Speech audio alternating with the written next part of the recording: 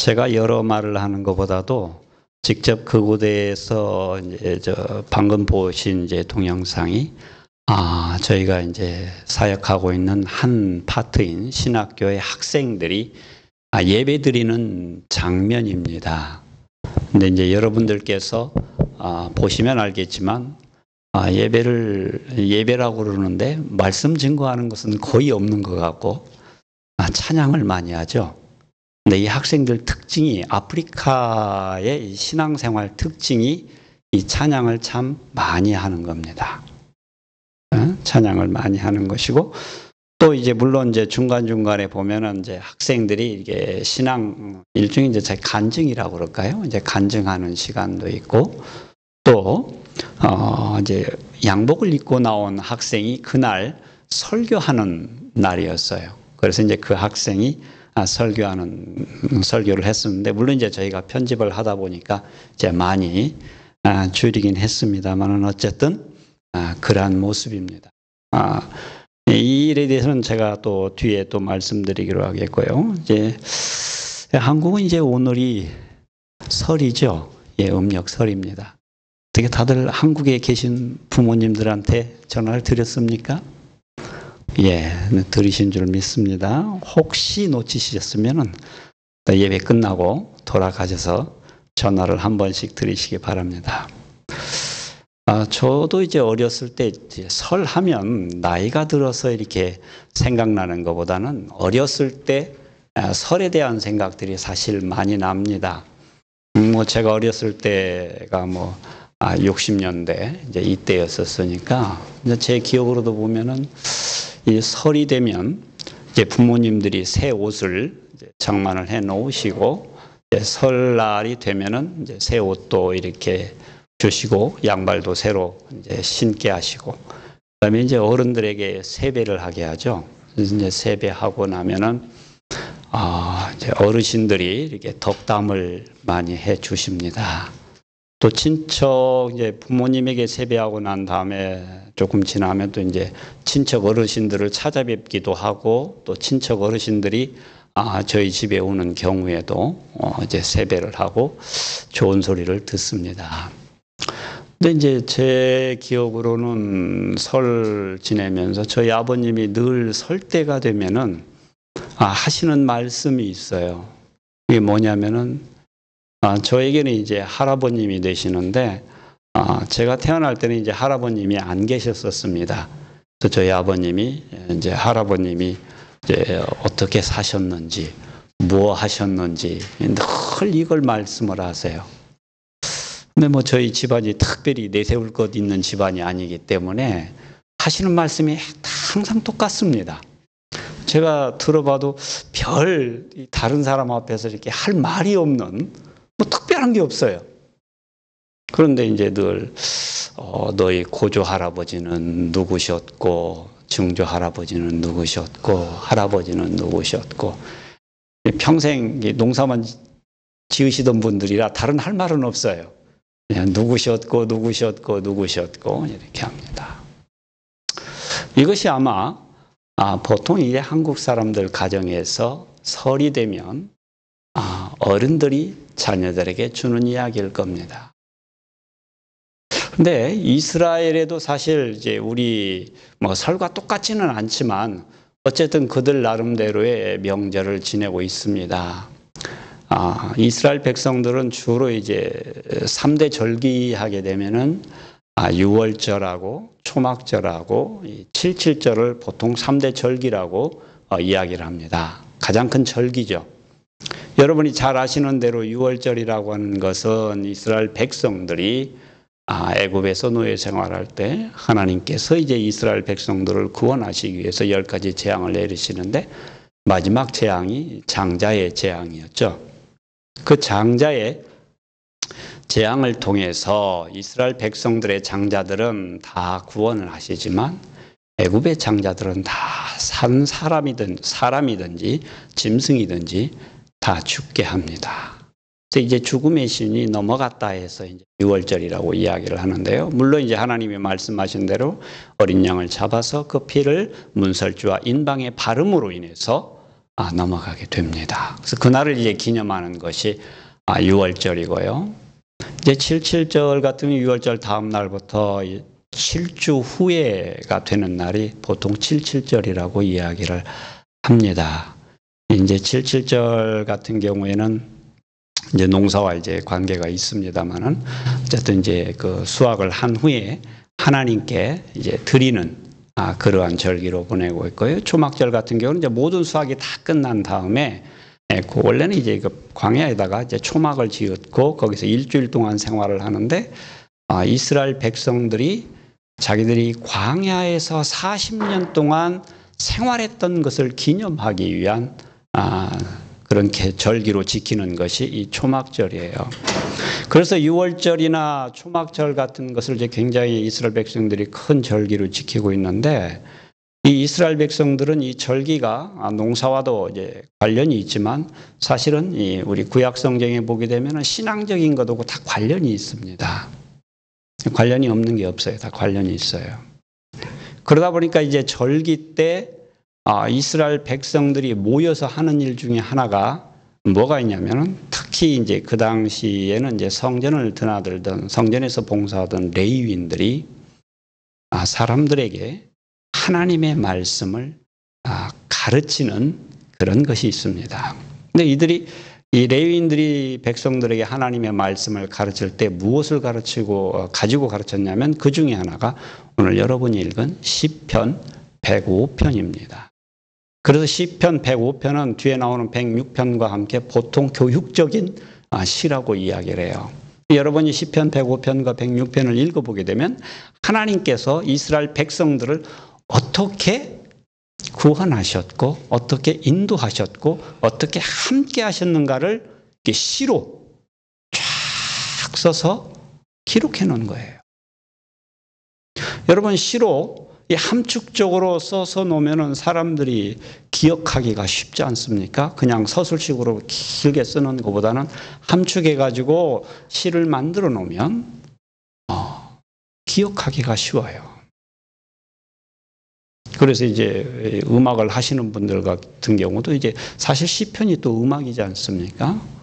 우리가 그냥 하는 것보다는 이제 노래를 부르면서 할 때도 역시 잘 기억하고 있습니다. 그러다 보니까 사실은 시편을 우리가 대할 때는 어떤 분석하고 설명하고 이런 것보다는 그냥 듣고 느끼면 돼요, 사실은. 근데 이제 제가 가지고 있는 특성 중에 하나는 뭐가 있냐면 저는 좀 재미있는 걸 재미없게 하는 스타일이 좀 있습니다. 이게 저의 큰 약점인데 저는 참 재미있는 것도 재미없게 해요. 그래서 시를 보면은 그냥 시를 읽고 느끼면 되는데 저는 시를 보면 분석을 하고 싶어져요. 그냥 느끼는 게 아니고 이 분석을 하고 싶어져요. 그래서 제가 시편 말씀을 가지고 하나님의 말씀을 증거할 때도 뭐 이렇게 그냥 가슴에 와닿는 감동적인 이게 나와야 되는데 저는 그게 잘 안 나옵니다. 여러분이 이해하시고 말씀을 들으시기 바랍니다. 특별히 이제 오늘 저희가 같이 읽었던 시편 105편 1절에서부터 4절까지는 105편의 전체에 대한 서론입니다. 그래서 105편 5절부터 끝절까지는 내용이에요. 하나님께서 이스라엘의 조상들을 어떻게 부르셨고 그들을 어떻게 키우셨고 출애굽을 어떻게 시키셨고 광야에서 어떻게 하셨는가를 쫙 기록해 놓은 거예요. 그건 여러분 집에 가서 읽어보시면 됩니다. 근데 1절에서부터 4절까지가 서론인데 여러분 서론을 딱 말씀을 보니까 1절과 2절 말씀을 보니까 뭐라고 되어 있습니까? 여호와께 감사하며 그 이름을 불러 아뢰며 만민 중에 그 행사를 만민 중에 알게 할지어다. 그에게 노래하며 그를 찬양하며 그의 모든 기사를 말할지어다. 그래서 1절과 2절 말씀을 보게 되면 1절 끝부분과 2절 끝부분은 사실은 같은 내용이에요. 하나님이 행하신 것을 그 행하신 일이 이제 놀라운 이적과 기적들이겠죠. 이것을 말하라는 거예요. 사람들에게 알게 하라는 겁니다. 근데 이것을 알게 하고 말하기 전에 이 시인은 사람들에게 뭐를 말하냐고 하냐면 하나님께 감사하고 하나님께 이름을 부르고 하나님께 찬양하라고 이야기해요. 하나님이 무엇을 하셨는가를 말씀하기 전에 무엇부터 하라고 하냐면 감사부터 하라고 그래요. 여러분이 신앙적인 삶을 살면서 아침에 눈을 뜨면서 감사로 시작하십니까? 아니면 다른 걸로 시작하십니까? 우리 감사를 이야기할 때는 뭔가 감사할 것이 있어야 감사할 수 있다고 생각을 해요. 근데 여러분 정말 그렇습니까? 제가 이렇게 설교하면서 지금은 좀 돌아다녀요. 왜 그러냐면 여러분 아까 저 동영상 보셨죠?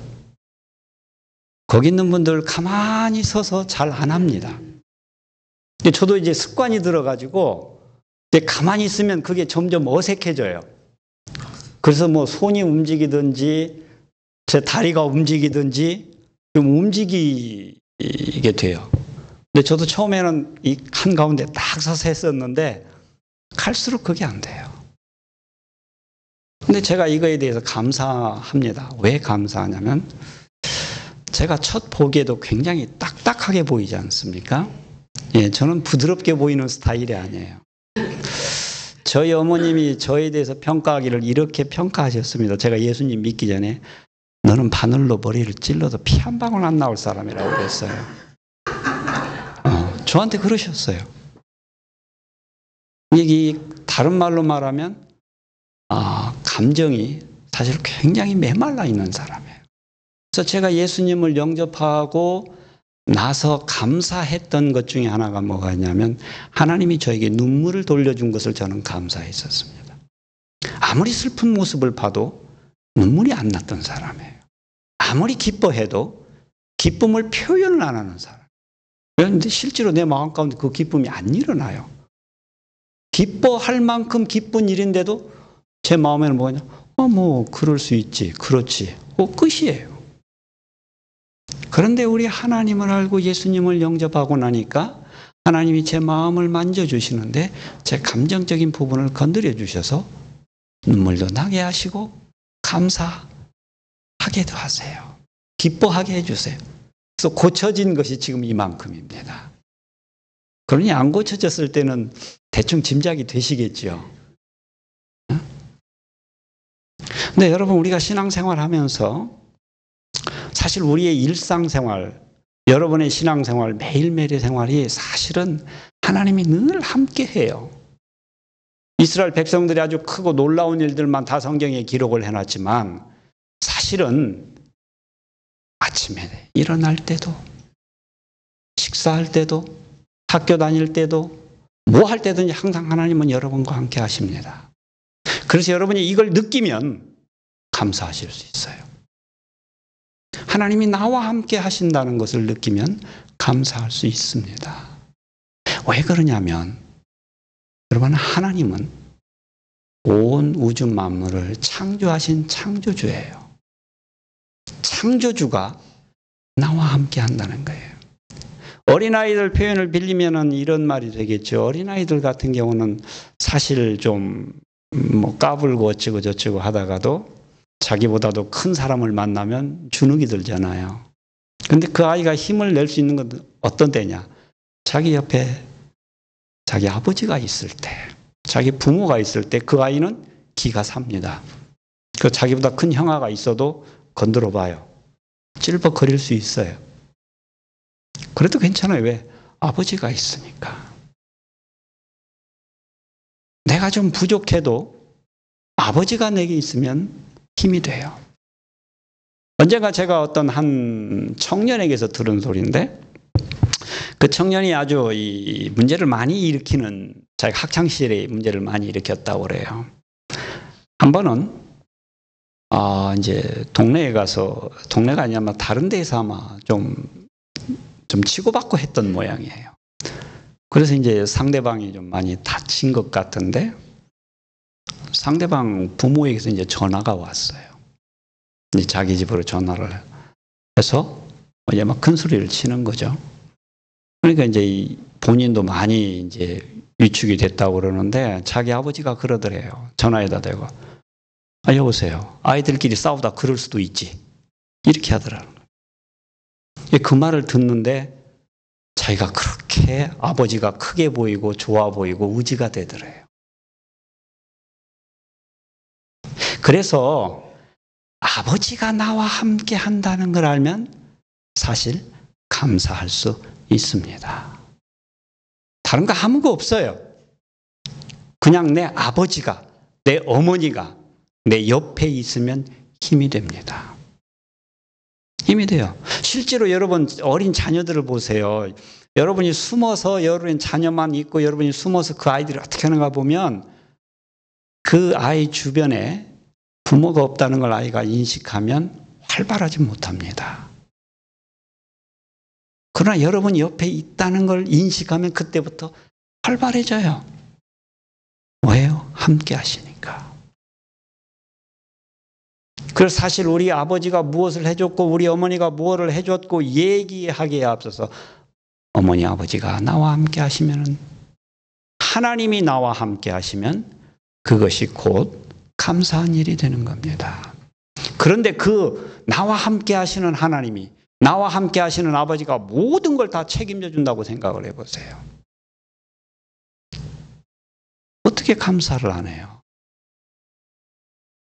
아마 이 중에 혹시 문제를 많이 일으키신 성도님들이 어렸을 때 계신지 모르겠어요. 여러분 경험, 그런 분들이 계신다면 경험해 보셨을 거 아닙니까? 밖에서 사고를 쳐도 이 부모가 다 카바를 해주면 힘이 나잖아요. 우리 아버지 하나님은 온 우주 만물을 다 창조하신 분. 심지어는 이 하나님이 어떤 분이시냐 여러분이 잘 아시고 또 이제 10편 105편 뒤편에 나오는 이야기지만 그들이 노예 생활을 할 때 하나님이 전권적으로 역사를 하셔서 그 노예 생활에서 그들을 빼내잖아요. 말이 그렇지 이게 쉬운 거 아닙니다. 왜 그러냐면 그 당시 애굽이라는 나라가 힘이 약해진 나라가 아니었어요. 그 당시 아주 고대 근동에서는 가장 강력한 나라였어요. 그 나라에 노예로 있던 민족이 어떻게 해방됩니까? 거의 불가능해요. 근데 하나님이 개입하셔서 불가능하게 보이는 그 일을 하신단 말이에요. 그러니까 그걸 감사하는 거죠. 그러지 않습니까? 우리가 크게 얘기해서 구원을 이야기했습니다. 여러분 여기 앉아 계신 분들은 다 이제 예수님을 믿고 다 구원 받으신 줄 믿는데 여러분 구원 하나만 해도 그렇지 않습니까? 여러분 이 세상에서 살아봐야 100년, 조금 더 사시면 120년. 120년 동안 여러분 세상적으로 얘기해서 넉넉하게 가지신 분들은 아마 넉넉하게 사시겠죠. 쉽게 말하면 좋은 집에 좋은 차 타고 좋은 음식 먹고 그러실 수 있어요. 그래봐야 120년입니다. 문제는 여러분 120년 뒤에 여러분이 이 세상의 삶을 끝나고 난 다음에는 영원히 있어요. 비교가 안 되는 영원이라는 게 있어요. 아무리 힘들게 살아도 여러분 여기서는 120년만 버티면 돼요. 길게 잡아서. 그러니까 그 후에는 아버지의 나라로 갈 건지 못 갈 건지는 그때 결정돼요. 근데 여기에 계신 분들은 다 예수님을 믿었으니까 다 구원받아요.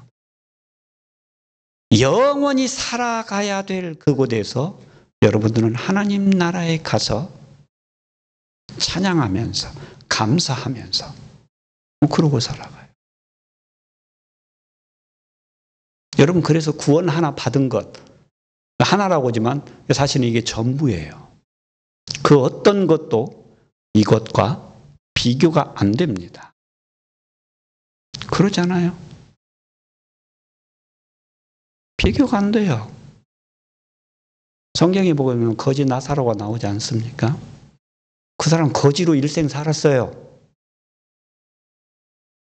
그래도 그는 죽은 후에 하나님 나라에 가 있습니다. 반대로 부자는 어떻습니까? 거지 나사로가 그 부잣집 대문 앞에서 음식을 빌어먹던 사람인데 그 부자는 지옥에 갔어요. 영원히 꺼지지 않는 불 속에 있어요. 그가 이 세상에서 살면서 재밌게 잘 살았는지는 모르겠지만 영원에 가서는 그런 삶을 살고 있어요. 그래서 여러분이 아무리 가진 것 없고 아무리 여러분 내세울 게 없어도 예수님 믿은 것 그거 하나만 갖고도 감사하시기 바랍니다. 여러분 그 하나만 붙들고 있으면 걱정 없어요. 그래서 사실 우리가 인생을 살아가면서 다른 건 좀 부족해도 얼마든지 감사할 수 있는 겁니다. 이 시편 105편의 시인도 뭐라고 말하냐면 그래서 하나님께 감사하라는 거예요. 그리고 두 번째로 말씀을 하는데 그 이름을 불러 아뢰며라고 이야기를 하고 있는데 그 이름을 불러 아랜다라는 얘기는 이제 그 하나님의 이름을 부른다는 얘기인데 이게 보통 시에 쓰이지 않고 다른 글에 쓰이게 되면은 하나님의 이름을 부른다는 말을 보편적으로 해석을 하게 되면 예배 드린다는 그런 의미로 많이 쓰게 됩니다. 여러분이 창세기에 보시게 되면은 가인이 아벨을 죽이고 아벨이 죽은 후에 하나님이 아벨 대신 셋이라는 아들을 주시는데요. 셋의 자녀 가운데 에노스라는 사람이 있습니다. 에노스의 인생을 성경이 기록해 놓기를 뭐라고 얘기냐면 그때 사람들이 여호와 이름을 불렀더라 그렇게 기록을 해놓고 있어요. 여러분 한 사람이 인생을 축약해서 기록을 해놨는데 여호와 이름을 불렀더라 하나님의 이름을 불렀더라 그게 그 인생을 이야기하고 있는 거예요. 여러분이 나중에 하나님 나라에 갔었을 때 여러분의 인생을 하나님이 함축적으로 딱 한마디로 줄인다면 뭐라고 하실 것 같습니까? 아마 여러분의 삶을 축약해서 하나님이 한 말씀을 하실 수 있을 거예요.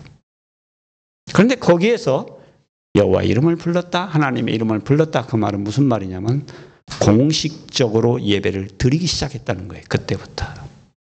그래서 보편적으로 이제 하나님의 이름을 부른다 하면 예배를 드린다는 의미로 씁니다만 이게 시에서 여호와 이름을 부른다 하나님의 이름을 부른다 할 때는 조금 의미가 달라질 수 있어요. 예배를 드린다는 의미도 있지만 또 다른 의미로는 찬양하다는 그런 뜻도 있습니다. 그래서 이제 여러분 이제 이 부분을 찬양한다라는 의미로 받으셔도 괜찮고요. 예배를 드린다는 의미로 받아도 괜찮습니다. 그래서 찬양을 한다고 같으면은 이제 2절 말씀에도 보면은 같은 내용 아닙니까? 찬양한다. 찬양이라는 것도 그러잖아요. 여러분 언젠가 제가 호주에 있었을 때 찬양단을 제가 했던 적이 있었는데 제가 잘해서 한 거 아니고 누가 시켜줘서 끼어서 했었는데 거기를 이제 어떤 목사님이 한번 오셔서 설교를 하시는데 그렇게 말씀하시더라고요. 여러분 언제 찬양합니까? 그래요. 이제 어린 학생 하나가 손을 번쩍 들더니 저 슬플 때도 찬양하는데요. 딱 그러더라고. 그 목사님이 그 어린 학생한테 참 믿음이 좋다고 그렇게 말씀을 하시더라고요. 여러분 찬양은 내가 기쁠 때도 찬양을 하지만 사실은 슬플 때도 찬양할 수 있으셔야 돼요. 왜요? 여러분의 관점이 하나님의 관점을 가지면 그렇게 됩니다. 여러분들이 슬픈 일을 당한다. 글쎄요. 어떤 종류의 일인지는 알 수는 없겠지만 여러 종류의 일이 있겠지요. 그래서 슬픈 일 또는 괴로운 일 얼마든지 있을 수 있습니다. 그런데 여러분 슬픈 일이나 기쁜 일이나 또는 괴로운 일이나 이것도 시간을 길게 놓고 보면 이게 다 하나님 앞에 감사가 돼요. 그리고 찬송의 제목이 됩니다. 아무리 고통스럽고 힘든 일이 있어도 여러분 그것이 지나고 난 다음에 몇 년만 지나면 그 힘든 것을 여러분 아주 추억 속에서 즐겁게 이야기할 수 있어요. 그러나 사실 몇 년 전으로 돌아가게 되면 여러분은 그 일을 겪을 때 너무 고통스러워서 견디기 힘든 고통이었잖아요. 누구한테 말을 할 수도 없는 고통이었고 그러나 몇 년만 지나면 내가 웃으면서 이야기할 수 있어요. 이걸 오늘날 여러분들에게 그대로 적용을 해본다면 지금 여러분을 괴롭게 하고 슬프게 할 일들이 있다고 할지라도 여러분 하나님의 관점으로 몇 년 뒤에는 그 일이 얼마든지 여러분 찬양할 수 있는 그런 이유가 돼요. 여러분이 우리 김동호 목사님이 이제 책을 읽고 독후감 발표를 한다고 그러는데 여러분 저도 그 책을 읽어봤습니다. 제가 특별히 그 관심을 갖는 이유는 왜 관심을 갖냐면 그 저자이신 목사님이 제가 한국에서 다녔던 신학교의 교수님이셨었어요. 물론 저희 때보다도 윗때 이제 가르치신 목사님이신데 이 목사님 그분들의 이제 그 평소에 신학적인 주장을 저희들은 조금 압니다. 조금 알아요. 그렇기 때문에 그분이 그런 책을 썼다? 학생 시절로 돌아가면 말도 안 되는 소리예요. 말도 안 되는 소리예요. 저희들이 이제 신학을 공부하는 것 중에 개혁신학이라는 게 있습니다. 화란 계통의 개혁신학이 있는데, 거기에 보면은 이제 대표적인 학자 중에 하나가 개핀이라는 학자가 있습니다. 이 사람은 지금도 그걸 주장하는데 성령의 역사는 초대교회로 끝났다고 주장을 하시는 분이에요. 성령의 역사는 초대교회 이후로는 없다고 주장하시는 분이란 말이에요.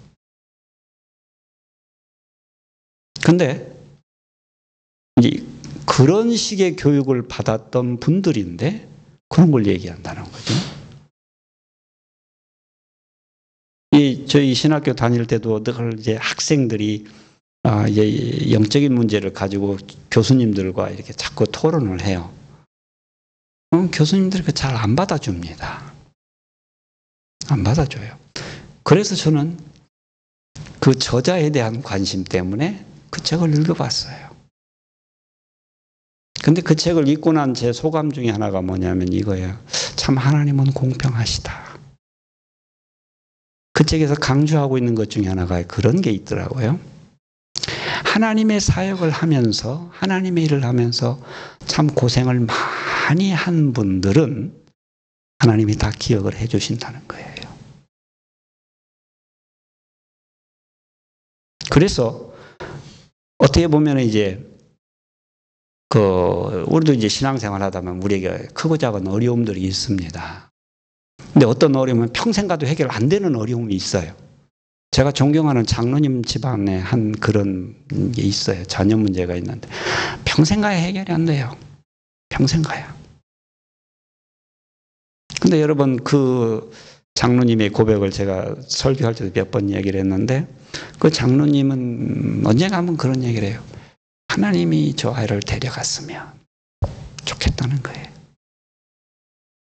너무 힘드니까. 너무 힘들어요. 근데 저는 이제 그 책을 읽으면서 우리 시각으로는 그러지만 하나님은 그 장로님과 그 권사님의 눈물을 기억하시고 아마 하나님 나라에 가면 많이 갚아주실 거라는 생각이 있습니다. 그래서 우리가 이제 그 찬양을 드릴 때도 꼭 기쁜 일만 있어서 찬양을 드리는 것이 아니라 슬픈 일이 있어도 여러분 찬양을 드리시기 바랍니다. 그리고 나서 1절과 2절 후반전에 동일한 말씀이 뭐냐면 하나님이 하신 일을 이제 이야기하라는 거예요. 여러분, 여러분의 삶을 돌이켜보면서 하나님께서 여러분의 인생 가운데 행하신 일들이 무엇이 있습니까? 오늘 말씀해 보게 되면 오늘 말씀의 내용은 하나님께서 이스라엘 백성들에게 하신 일을 쫙 얘기를 하는데 아브라함으로부터 시작해가지고 출애굽해서 광야 생활은 그 지긋지긋한 40년의 생활을 함축적으로 이야기해요. 다 근데 그걸 하나님이 행하신 일이고 하나님의 놀라운 이적이고 기사라고 이야기를 해요. 그걸 얘기하라고 그래요. 여러분, 오늘 말씀을 듣기 전에 동영상을 보셨습니다. 아이들이, 이 학생들이 참 까매서 얼굴이 잘 보였는지는 모르겠습니다만은 즐겁게 찬양을 하지 않습니까? 또 찬양할 때, 기도할 때 열정적으로 기도해요. 기도할 때도 보면은 가만히 있지를 못해요. 왔다 갔다 하면서 기도하고 바닥을 치고 소리를 지르고 그렇게 거기는 그렇게 기도합니다.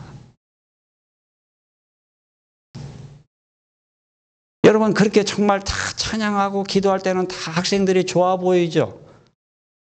그러나 여러분 그 학생들 모습 하나하나를 보면 하나님이 그 학생들 하나하나를 통해서 얼마나 놀라운 역사를 하시는지 깨닫게 됩니다. 저렇게 좋은 모습이지만 사실상 저기에 있는 저 학교에 오는 학생들 같은 경우는 남부 아프리카 중심으로 한 7개국 내지 8개국의 학생들이 와요. 그런데 자기 나라 형편들과 자기 나라 가정의 형편이 참 어렵습니다. 예를 들면 짐바브웨 같은 나라는 무가베라는 대통령이 31년째 지금 정권을 잡고 독재를 하고 있습니다. 이 무가베가 어떤 사람이냐면은 자기를 반대하는 부족이 나타나면은 특수부대를 보내가지고 일렬로 쭉 세워요. 그 특수부대 군사들을. 그리고 총을 줍니다. 일렬로 서가지고 그대로 가면서 사람을 다 죽여요. 살아있는 걸. 싹 쓸어버려요. 그게 짐바브웨예요. 여러분 그곳에서 그 현실을 보면서 그 학생들이 얼마나 괴롭고 힘들겠어요. 한국에서도 어떻습니까? 군사정권 때 불의를 참지 못해서 자기 생명을 내던지면서 싸웠던 많은 사람들이 있잖아요. 그 사람들이라고 다를 거 있겠습니까? 그런 모습을 보면 참을 수 있겠어요? 그런데 그런 상황 가운데서도 하나님의 말씀을 붙들고 하나님의 사람으로 살아면서 어떻게 하면 자기 나라를 하나님의 말씀으로 변화시킬까 고민하면서 와요. 그렇다고 해서 그 학생들이 고민이 없습니까? 아니, 다 고민해요. 힘들어해요. 아픈 현실을 그대로 가슴에 담고 와요. 그래서 정말 그 학생들을 보면 하나님이 그 마음을 안 주시면 올 수 없다는 생각을 합니다. 어제 인터넷에 보니까 스와질랜드에 대해서 하나의 그 기사가 떴어요.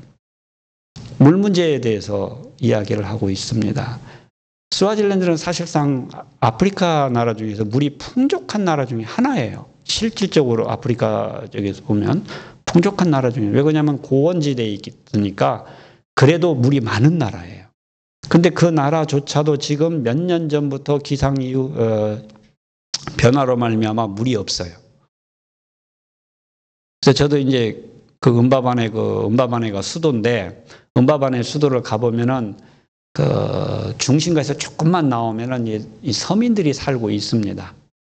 서민들이 살고 있는데 거기에 보면 이제 그 산 밑에 물이 조금씩 흐르고 있는데 아주 이제 우리식으로 얘기하면 이제 그 고랑물이라고 그러죠.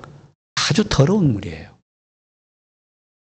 그게 이제 뭐 짐승의 배설물도 뭐 이렇게 여기 있는데, 근데 그 물에다가 빨래를 해요. 물이 없으니까. 빨래를 해요.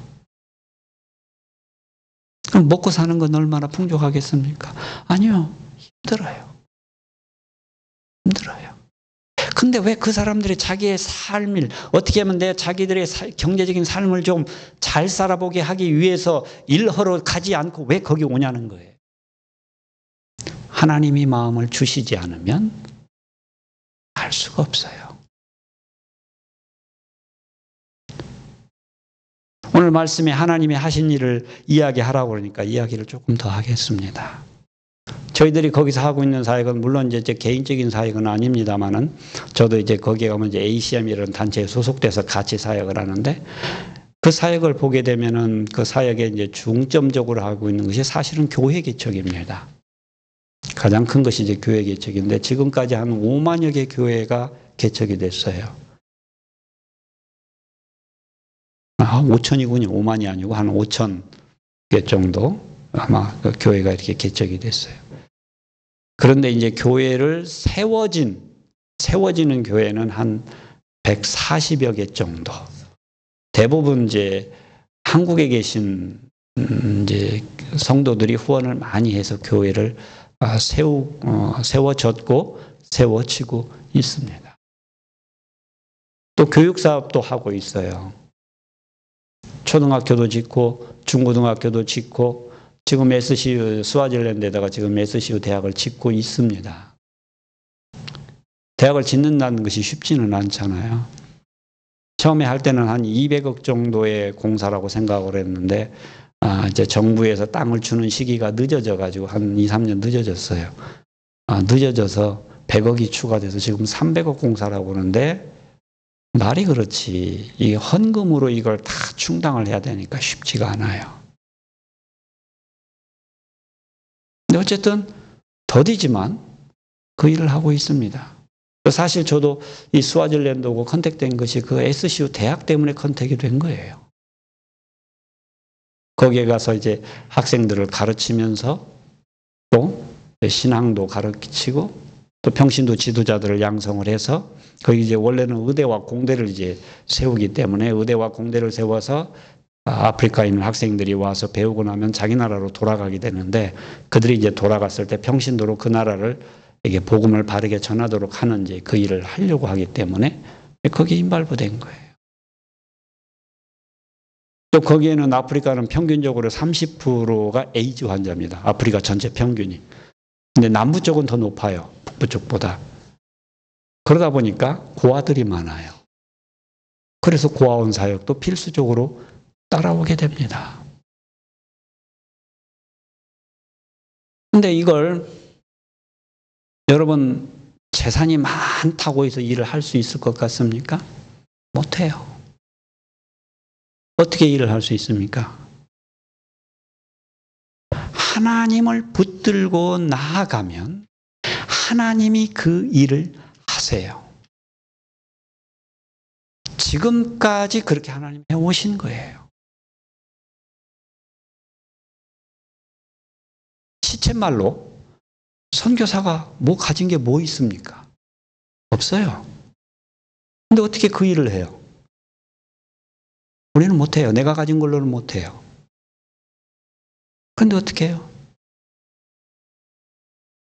하나님을 붙드니까 하는 거예요. 하나님께 기도하니까 하는 거예요.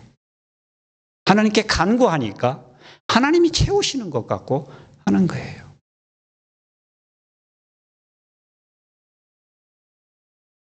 이 학생들이 자기 집에서 이제 살다가 보니까 사실 건강 상태가 많이 안 좋습니다. 그런 상태에서 학교로 오면 집에서는 몸이 아파도 아프다는 소리를 못 해요. 어차피 병원도 못 가고 치료도 안 되니까. 근데 이제 학교 오면 긴장이 풀어지니까 몸이 아파요. 그러다 보면 이제 학생들을 병원을 데리고 갑니다. 가다 보면 이제 작은 질병일 수도 있지만 때로는 큰 질병일 수도 있어요. 어떻게 해요? 다른 거 없어요. 하나님이 고쳐주시라고 기도를 하든지 아니면 하나님이 누군가 서포터를 보내서 그 친구를 병원에 가서 치유하게 하시든지. 근데 그렇게 기도하면 돼요. 정말로 나아요. 여러분 여기서는 모르겠습니다. 여기서는 여러분 안수기도 잘 안 하시죠? 거기는 방법이 없으니까 안수기도를 해요. 방법이 없어요. 그러니까 아프면 그냥 손 얹고 하나님의 이름으로 예수 그리스도의 이름으로 기도합니다. 그러면 나아요. 어떤 경우에는 기도하면 이름 없는 사람이 서포팅을 해서 병원에 데리고 가게 해요. 왜 제가 이야기를 하냐? 오늘 말씀에 있는 것처럼 하나님이 하신 일을 이야기하라고 그러니까 말씀을 드리는 겁니다.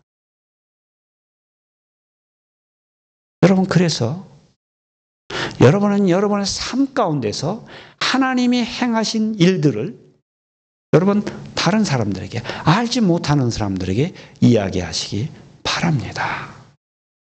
그래서 1절과 2절 말씀에서 하나님이 행하신 일을 하나님이 행하신 기사를 전하고 이야기하라고 해요. 여러분 3절과 4절 말씀을 보게 되면은 3절과 4절 말씀은 그렇게 이야기하고 있죠. 그 성호를 자랑하라. 무릇 여호와를 구하는 자는 마음이 즐거울지로다. 여호와와 그 능력을 구할지어다. 그 얼굴을 항상 구할지어다. 3절과 4절 말씀을 줄이면 그 말씀이에요. 하나님의 이름을 자랑하라. 그리고 하나님을 구하라는 거예요. 구하라는 뭔 말인 거예요? 기도하라는 얘기예요. 하나님의 이름을 자랑하라고 말씀하십니다. 왜요?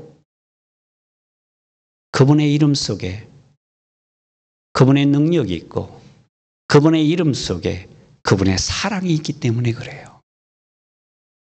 그래서 여호와의 이름을 여러분 자랑하시기 바랍니다. 예수 그리스도를 믿고 하나님을 믿는 것이 여러분 절대 부끄러운 일이 아니에요. 여러분이 자랑해야 될 일입니다. 또는 역사 가운데서 우리의 삶 가운데서 역사하신 하나님의 능력을 여러분이 체험하셨으면 여러분 그걸 믿으시면 기도하세요. 하나님 안에서는 불가능은 없습니다. 여러분 출애굽시킬 때 10가지 재앙만 보시더라도 온 자연계를 다스리는 하나님이신 걸 알 수 있잖아요. 여러분 믿고 구하세요. 구하는데 뭐라고 구하라고 하셨습니까? 4절 말씀에 보면 항상 구하라고 그랬어요. 저도 처음에는 신앙생활할 때 기도를 도대체 언제까지 해야 되는가에 대한 혼돈이 있었어요. 그러나 지금은 그렇게 결론을 내립니다. 기도는 하나님 응답하실 때까지 하는 거예요. 어떤 사람이 그 믿음 없는 소리 말라고 그러면 그냥 그러세요. 나 믿음 없어서 그런다고 그러세요. 믿음 없다고 그러고 그러나 하나님이 응답하실 때까지 기도하는 것이 우리같이 평범한 사람들이 기도하는 거예요. 저는 그래서 응답하실 때까지 기도해요.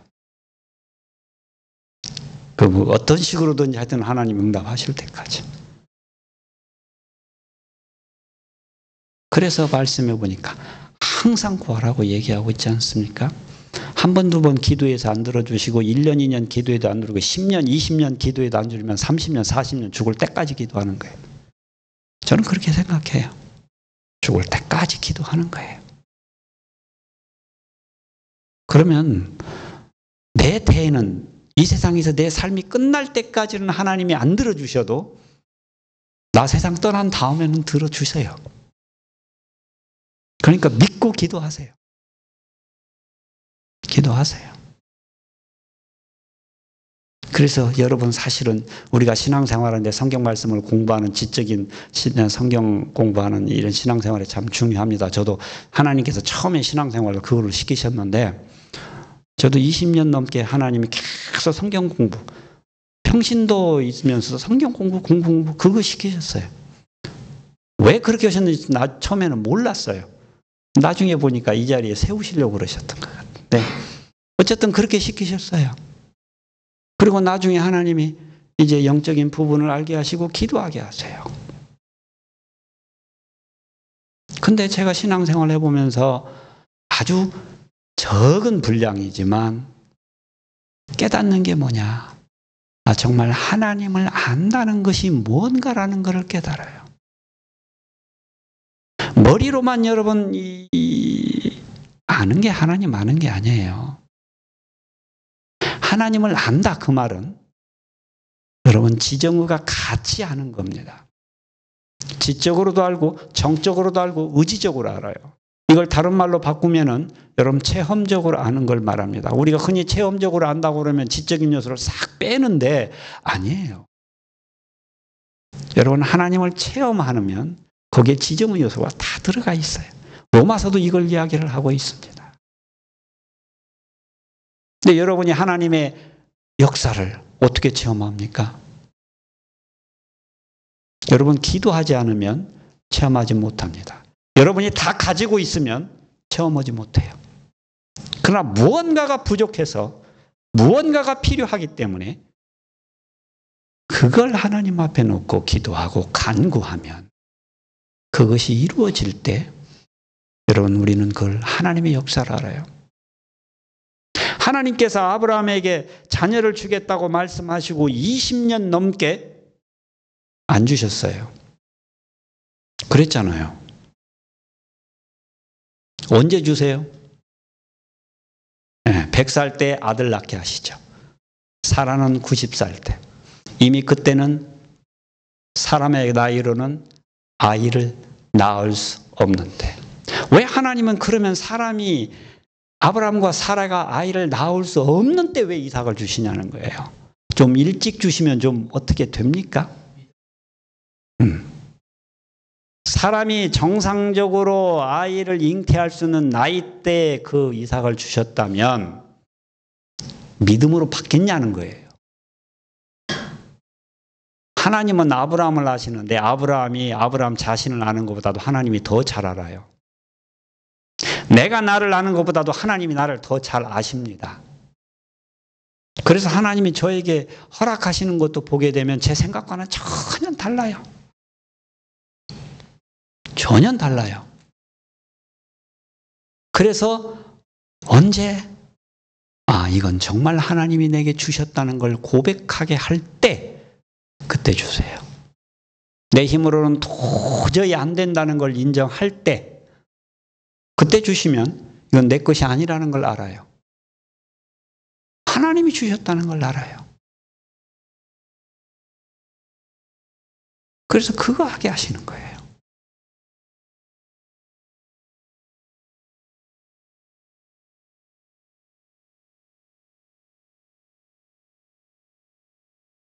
여러분, 그래서 여러분이 하나님의 은혜를 체험하시려면 항상 하나님께 간구하셔야 됩니다. 그리고 여러분의 삶 가운데 이미 하나님이 주셨던 은혜를 기억하세요. 틀림없이 여러분에게는 분명 하나님께서 여러분의 인생 가운데, 삶 가운데 주신 하나님 은혜들이 한두 개씩은 다 있어요. 없는 사람 없어요. 예수님을 믿는 사람은 어쨌든 은혜 한두 개는 있어요. 여러분, 그래서 그 은혜를 생각하시면 그 은혜도 주신 하나님이 지금 내가 기도하시는 거 아니요, 주세요. 그러면 왜 지금 안 주시느냐? 더 큰 은혜를 주시려고 지금 안 주는 거예요. 더 큰 은혜 주시려고 안 주시는 거예요. 여러분, 그래서 이럴 때마다 어떻게 하셔야 됩니까? 포기하지 마시고 끝까지 하나님을 붙드시고 나아가는 여러분 되시기 바랍니다. 그리고 훗날 여러분의 삶 가운데 하나님이 어떻게 역사하셨는가를 또한 다른 사람에게 증거하시는 여러분 되시기 바랍니다. 기도하겠습니다. 아버지 하나님 감사합니다. 오늘 아버지 하나님께서 내가 행한 일을 말하라 말씀하셨습니다. 아버지 하나님, 우리의 삶을 돌이켜볼 때 얼마나 크고 놀라운 하나님의 은혜를 부어주셨는지요. 하나님 감사를 드립니다. 이제는 아버지여, 나의 입술을 열어 그 하나님의 은혜를, 하나님의 역사를, 하나님의 기사를 증거하는 저희들에게 축복하여 주실 것을 믿고 감사를 드립니다. 이 모든 말씀을 주 예수 그리스도의 이름으로 기도드려 싸움나이다. 아멘.